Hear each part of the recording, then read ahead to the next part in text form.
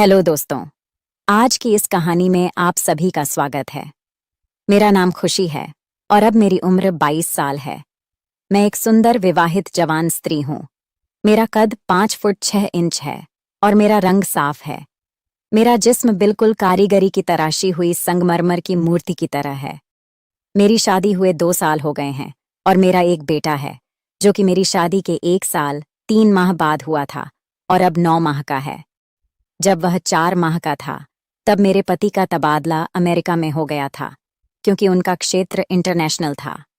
इसलिए वह परिवार को अपने साथ नहीं ले जा सकते थे। उन्हें हर 11 माह के बाद 1 माह के लिए भारत आने की इजाज़त थी। विदेश जाना उनकी मजबूरी थी, इसलिए मुझे और मेरे 4 माह के बेटे को अकेला छोड़ गए थे। हम अकेले न रहें, इसलिए मेरे पति ने मेरे ससुर यानी कि मेरे पिताजी को हमारे साथ रहने के लिए शहर बुला लिया था। मेरे ससुर जब हमारे साथ रहने के लिए आए तब उनकी उम्र 48 साल की थी। वह हमसे अलग गांव में रहते थे। मेरी सास की मृत्यु 1.5 साल पहले हो गई थी और पिछले 1 साल से ज्यादा वहीं पर गांव में अकेले ही रहते थे। पापा जी आर्मी में मेजर रह चुके थे और रिटायर्ड होने के बावजूद वह बहुत फुर्तीले थे। आर्मी के तौर तरीके और तहजीब वह अभी तक नहीं भूले थे। गांव में रहने और खेतीबाड़ी करते तथा गांव के शुद्ध वातावरण के कारण उनका शरीर बहुत ही गठीला था और इस आयु में भी वह एकदम 28-30 साल के जवान लगते थे। पहले जब भी वह अपने सासू माँ के साथ हमारे घर आकर रहते थे तो मेरी पड़ोस ने उन्हें मेरे पति के बड़े भाई ही समझती थी। पति के जाने के बाद पिछले 7 माह से वह हमारे साथ ही रह रहे थे। पढ़े लिखे होने के कारण उनका उठना बैठना और पहनावा भी शहरवासियों जैसा है, इसलिए मेरे साथ घर में बहुत जल्दी एडजस्ट हो गए थे। घर के काम और बच्चों की देखभाल में मेरा हाथ बटा देते थे। मुझे और मेरे पति को करना बहुत पसंद है और शादी के बाद कई दिन तक हम ऐसा नहीं था कि हम अब मेरे पति को अमेरिका गए हुए लगभग 7 माह हो चुके थे और इन 7 माह में पहले 2 माह तक मुझे एक बार भी क्रिकेट खेलने को नहीं मिला। इसलिए मैं इतनी बेचैन रहती थी और सारा दिन तड़पती रहती थी, पर कोई भरोसे का नजर नहीं आता था। लेकिन 5 महीने मुझे अचानक ही एक ऐसा अवसर मिला जिससे मुझे मेरी जिंदगी में बहुत बड़ी खुशी मिली और वह भी मेरी अभी तक जारी है। ये उस दिन की बात है जब मैं घर की सफाई का काम करती हुई पापा जी के कमरे में गई तो मैंने पाया कि वे कमरे में नहीं थे। मुझे समझ में नहीं आया कि वे कहाँ गए होंगे, इसलिए मैं इधर उधर देखने लगी और तभी मुझे उनके बाथरूम की लाइट जलती हुई नजर आई। मैं जिज्ञासावश उठी और जल देखने चली गई।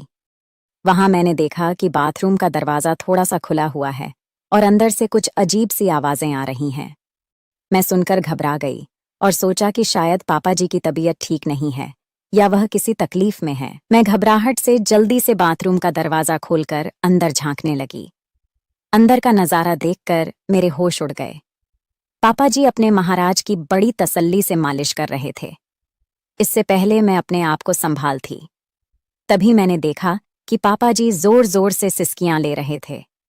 यह सब देखकर मेरी नज़र में जोर से एक लंबी सांस निकाली, जिससे सुनकर पापा जी ने पलटकर देखा और मुझे देखते ही गुस्से से बोले, तू यहाँ पर क्या कर रही है? उनके गुस्से से भरी आवाज सुनकर मैं डर गई और बिना आवाज दिए वहां से भाग गई। इस घटना के 2 घंटे बाद मैं तो उनके सामने भी नहीं गई, लेकिन दोपहर का खाना बनाने के समय बेटा तंग कर रहा था तो मुझे मजबूर होकर उसे उनके दोनों के लिए जाना पड़ा। तब बिल्कुल भी पापा सामान्य तरीके से पेश आए। इससे मेरी जान में जान आई और मैं भी उनके सामने आने जाने लगी तथा सामान्य तरीके से व्यवहार करने लगी। लेकिन उस घटना के बाद अगले दिन भी मैं उस नज़ारे के बारे में सोचती रही। अगले दिन रात को सोने के समय मेरा बेटा बहुत रोने लगा। जब वह चुप नहीं हुआ तो मैं उसे पापा जी के कमरे में ले गई और उन्हें देकर उनसे चुप करवाने का आग्रह किया। पापा जी ने गोद में लिया और मुझे तेल लाने को कहा। मैंने उन्हें तेल लाकर दिया तो उन्हें मेरे बेटे के पेट पर तेल मलना शुरू कर दिया। कुछ ही देर में बेटा चुप होकर उनकी गोदी में सो गया। पोते को दादा के पास छोड़कर मैं अपने कपड़े बदलने चली गई। तभी मेरे दिमाग में योजना आई कि अगर मैं पापा जी को अपनी झलक दिखलाऊं तो शायद कुछ बात बन जाए। अपने सारे कपड़े चेंज करके अपने गुलाबी रंग का पारदर्शी सा नाइट सूट गाउन पहना। फिर बेटे को पापा जी के कमरे में लेने के लिए गई। पापा जी ने मुझे उन कपड़ों में देखा और एक टकटक देख ही रहे थे। उनकी आंखों की चमक बता रही थी कि वह मेरे बिछाए हुए जाल में फंस जाएंगे। मुझे सिर्फ कुछ इंतजार करना पड़ेगा। जब मैंने पापा जी से बेटे को लेने के लिए हाथ बढ़ाया तो वह उन्हें देखते ही एकदम स्थिर हो गए। मैंने कहा, पापा जी, यह सो गया है, लाइए मैं इसको बिस्तर पर सुला दूं। तब हड़बड़ाकर उन्होंने कहा, यहीं यह अभी अभी सोया है, कच्ची नींद में है, इसलिए इसे अभी यहीं रहने दूं। मैं हाँ करती हुई अपने कमरे में चली गई। मुझे नींद नहीं आ रही थी, इसलिए मैं बहुत देर तक ऐसे ही करवटें बदलती रही। तभी मुझे याद आया कि मैंने बेटे को दूध पिलाया ही नहीं। मैं उठी और पापा जी के कमरे में गई तो पाया कि वह भी सो गए हैं। तब मैंने मन में आया कि मैं भी इसी कमरे में सो जाती हूँ, क्योंकि बेटा भी इसी कमरे में सोया हुआ है, और मैं उनके साथ वाले बेड पर लेट गई। बेटे को अपने पास खींचा और इतने में पापा जी की नींद में ही करवट बदली और सीधे होकर सोने लगे। मेरे बेटे का पेट भर चुका था, लेकिन मुझे नींद नहीं आ रही थी। मैंने बच्चे को अलग से सुला दिया और वहीं बैठकर पापा जी को निहारती रही। मैंने महसूस किया कि मैं क्रिकेट खेलकर जिंदगी का मजा चाहती हूँ। मैं अपना अकेलापन दूर करना चाहती हूँ, अपनी भूख मिटाना चाहती हूँ। इसके लिए अब मुझे मेरे पति की गैर हाजिरी में भरोसे का और पूरा संतुष्ट करने वाला पुरुष मिल चुका है। अब मैं और इंतजार नहीं कर सकती, और इसलिए मैंने अपनी सारी झिझक छोड़ी और मैं ससुर जी के पास जाकर बैठ गई। तो थोड़ी देर बाद पापा हिलने लगे। मुझे लगा कि उनका हाथ मेरे सर पर आ गया है और ससुर जी जाग गए हैं। उसकी इस हरकत से मैं थोड़ा घबराई। मेरी हालत पतली हो गई थी, मेरी सांस उखड़ रही थी। फिर मैंने हिम्मत नहीं छोड़ी। करीब 1 घंटे के बाद पापा जी का हाथ मेरे सर से हटा और नीचे आ गया। उनकी इस हरकत से मैं बहुत ज्यादा प्रसन्न हुई। मुझे अभी मजा आना शुरू ही हुआ था कि पापा जी उठकर बैठ गए और उनकी नींद खुल गई थी। उन्होंने मुझे झटके के साथ अलग कर दिया। फिर उन्होंने उठकर एक लाइट जलाई और वह कच्चे होकर मुझे देखने लगे।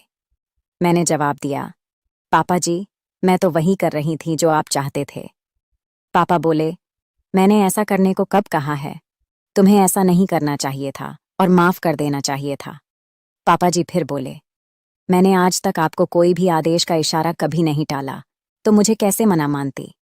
मैंने उत्तर दिया, अरे मैं तो नींद में और सपने में था, जिससे यह सब तुम्हारी सांस कर रही थी, इसलिए मैंने ऐसा इशारा किया होगा। मैंने कहा, पापा जी, तो क्या हो गया? अगर मैंने इशारे को आपका देह समझकर आपकी सेवा भी कर दी, तो आपका सपना और मेरा कर्तव्य पूरा हो गए हैं। अरे तू बात क्यों नहीं समझ रही है? मैं नादान बनती हुई बोली। इससे पहले कि वह कुछ कहे और बात ज्यादा बिगड़े, मैं उठकर खड़ी हो गई। उन्हें आगे कुछ बोलने का कोई मौका दिए बिना मैं उनके पैरों को पकड़कर नीचे बैठ गई। तो आपको यह स्टोरी कैसी लगी कमेंट में ज़रूर बताएं। चैनल पर नए हैं तो चैनल को सब्सक्राइब ज़रूर करें। धन्यवाद।